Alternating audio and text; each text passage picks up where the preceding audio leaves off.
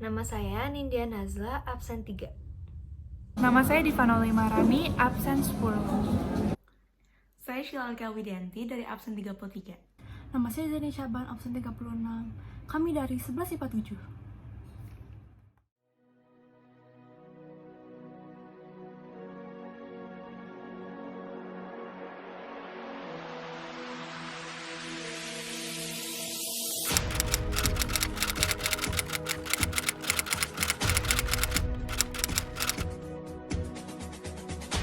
Every Muslim is a terrorist.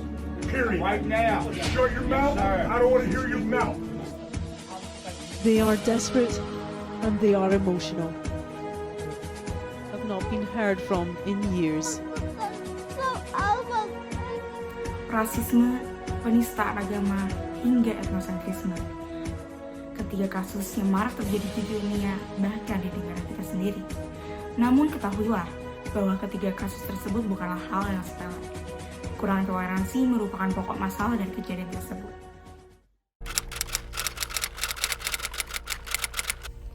Kalau menurut aku sih, rasisme itu membeda-bedakan warna kulit.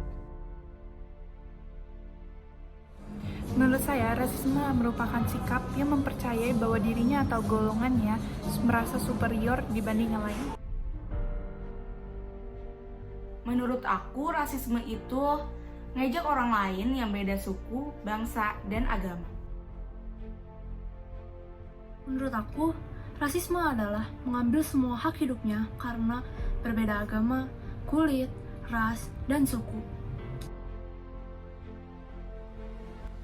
Hadirin yang kami muliakan, oleh karena itu izinkan saya untuk menyampaikan sedikit ilmu mengenai toleransi. Toleransi adalah sikap saling menghormati antara individu atau kelompok, baik di ruang lingkup masyarakat atau di ruang lingkup lainnya. Namun, amat sangat disayangkan bahwa di kehidupan kita sehari-hari, masih banyak individu atau kelompok yang memiliki sikap etnosentrisme, di mana mereka menganggap bahwa merekalah yang paling baik di antara yang lainnya. Tanpa disadari, sikap tersebut merupakan sikap rasisme. Rasisme berkembang begitu pesat, melintasi setiap benua hingga antar negara. Orang-orang berkulit hitam seringkali disuduti oleh orang-orang berkulit putih. Akar masalah tersebut belum diberantas hingga saat kini. Seperti masalah Black Lives Matter di Amerika dan Papua Lives Matter yang kerap terjadi di Indonesia. Sedih sekali mereka selalu didiskriminasi oleh masyarakat sekitar karena warna kulitnya.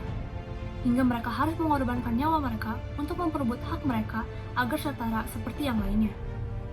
Sikap rasisme menimbulkan dampak negatif bagi kehidupan sosial kita. Sikap ini dapat dilakukan oleh kalangan orang dewasa hingga remaja. Misalkan, di lingkungan terdekat kita sendiri, teman kita menyebut seseorang yang berkulit gelap dengan sebutan Malika dan seseorang yang bermata sipit dengan sebutan Cina. Terkadang, kasus rasisme ini masih dipandang sepele oleh beberapa pihak, padahal sudah jelas hal ini tidak dapat dibenarkan dan dapat menimbulkan perpecahan. Selain itu, rasisme juga berdampak pada kesehatan mental korbannya. Tak hanya kasus rasisme, penistaan agama juga kerap terjadi belakangan ini. Lihat saja kasus Muslim Rohingya sebagai contoh.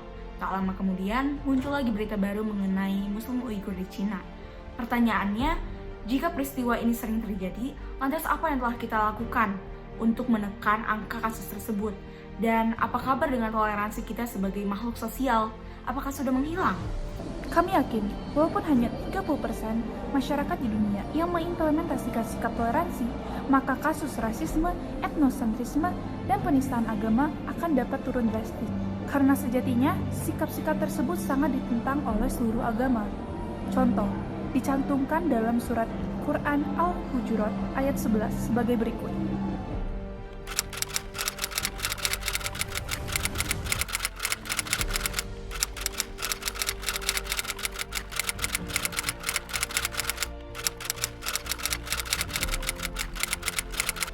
Dan Quran Surah Al-Hujurat ayat 13 sebagai berikut.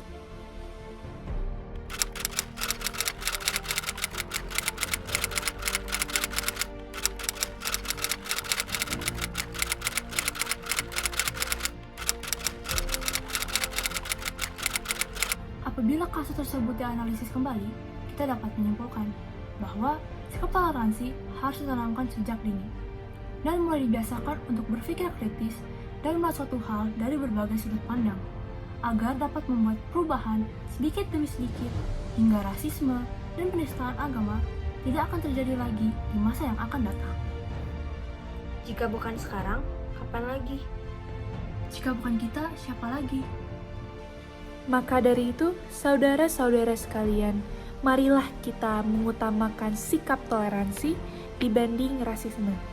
Jauhkanlah diri kita dari sikap etnosentrisme yang dapat menodai lingkungan sosial kita sebagai masyarakat yang saling menghargai, Demi mewujudkan dunia yang jauh lebih baik.